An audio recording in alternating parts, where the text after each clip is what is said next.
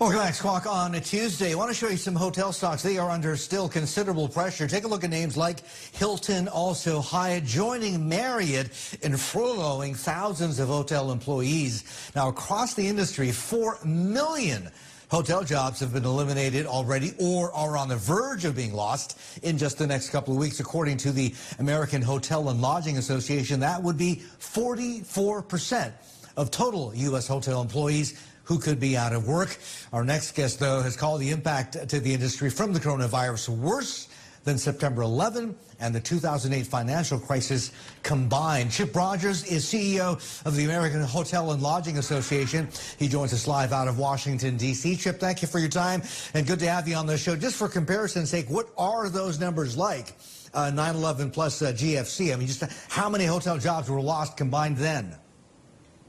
Well, it's interesting. What we saw the year after 9/11 was about a 10% total decline in occupancy. We saw the same thing happen again right after the financial collapse. And so, yeah, those two together, it's about a 20% loss. What we're seeing in hotels right now, of course, is 80–90% loss. And what's happening is hotels are either shutting down or the ones that are still open really just have kind of a skeleton crew, just 3 or 4 people on staff, because there are no guests. There's no leisure travel. There's no business travel. There's no meetings and conventions. So it's really a ghost town in most hotels. And if this doesn't turn around quickly, a lot of those jobs will be lost forever. So, Chip, talk to me in terms of virus and also in terms of actual business support. What are you getting so far, and what more do you need, especially from Congress? Well, we're not getting much on either case. I mean, look, I understand the virus. I believe everybody's working as hard as they can to solve this, to find something that can get us past this as quickly as possible. That's in the best interest of everybody. With respect to Congress, they're putting together a package we think will be very beneficial. We are a little concerned about how long this is taking. And in the last 24 hours, we've begun to see a number of issues become part of the conversation that really have nothing to do with making sure America's economy doesn't completely collapse. And I think that's what we're on the verge of. So I would just urge our lawmakers on both sides to set aside those things you normally argue about. Let's worry about the financial issue we find ourselves in today, and then you can go back to fighting after that. But right now, we're a little concerned that this thing has hit a roadblock. Chip, the industry that you represent is a key driver of U.S. economic growth. I believe it's 1 in every 25 American jobs is linked to the hotel industry, and the sector itself is worth about $660 billion in U.S. GDP. So what's at stake if those lawmakers don't push ahead with the package that you need to help the industry thrive?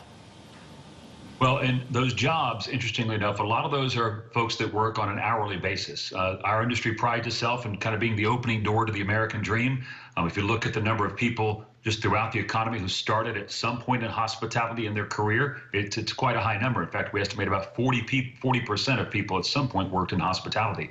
But those jobs are going to go away because unlike the airline industry or the cruise industry, the hotel industry is made up of tens of thousands of small business owners.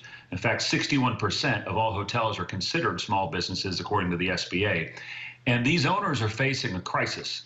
They already have employees they can't afford to pay, and now they've got notes coming due and debt they have to service that they're going to have to make that decision in the next week or two. And so this is why it's so important for Congress to move and move quickly, because those decisions will be made. And once those properties leave the hands of the owners, once those properties go back to banks, it's going to be a long time before that particular hotel opens up again. And that means lost jobs for quite some time. So what are some of the specific policy measures that you would like to see from the administration? Of course, top hotel CEOs have met with the Vice President and President Trump. Would you like to see cash support? Would you like to see debt relief or other initiatives to support the sector? What is it in particular that you'd like to see? Great question. So 2 things and 2 things only, really, and that is, number one, how do you take care of the workers? Those 4 million folks that you identified earlier, they have a life, and this is happening to them through no fault of their own. How do we make sure that they are covered? Right now, a good percentage of those workers are on furlough, meaning they're still employed by the company and receiving some medical benefits, but they're not earning any money. So there's 2 ways to do that. You could either do it through the unemployment insurance program, which would mean Congress would need to change the law and allow furloughed workers to have access to unemployment, or the plan that is before us where owners could take loans and then those loans would be forgiven if in fact the money is used to make payroll. Either one of those ways we're happy with, but it needs to happen and happen quickly. And then the second thing we're looking for is how do you make a zero or low interest loan to an owner where he or she can pay at least the interest on their debt so they can make it through the next 3 or 4 months. Chip, this is Martin. Very quickly, let me jump in with a last question. It's pretty obvious that the business you're in, hoteling, hotels, whether it's people coming and staying or conferences, exhibitions, etc., are prime venues potentially for the spread of coronavirus, for contagion, simply because it brings a lot of people together in the same place under one roof there. I mean, for policymakers, you understand the dilemma they're in. In order to flatten the curve, the virus curve, there really is getting to be no choice other than to flatten the economy, which includes flattening several very key industries, including yours. Yeah, we understand that. Look, we're not quibbling about the measures that are being taken. Some of us would like to even maybe go a little bit further so we can get through this a little quicker. But we completely understand that. And in fact, our industry is willing to help. We're going to have a lot of empty hotels.